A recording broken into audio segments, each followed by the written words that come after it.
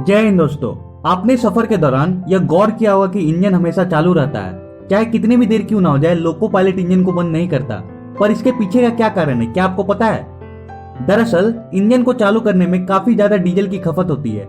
आपको बता दें, ट्रेन का इंजन चालू करने में कम से कम 25 लीटर डीजल खर्च होता है और यही 1 किलोमीटर चलने में 20 लीटर डीजल की खपत होती है। दूसरा कारण यह है कि इंजन को चालू करने के लिए कम से कम 20 से 25 मिनट का समय चाहिए होता है। तीसरा कारण यह है, डीजल इंजन में एक बैटरी लगी होती है और यह बैटरी तभी चार्ज होती है जब इंजन चालू रहता है। अगर यह बैटरी चार्ज ना हो तो इंजन का लोकोमोटिव सिस्टम फेल हो सकता है। तो आज के लिए बस इतना ही, मिलते हैं अगले वीडियो में। जय हिंद।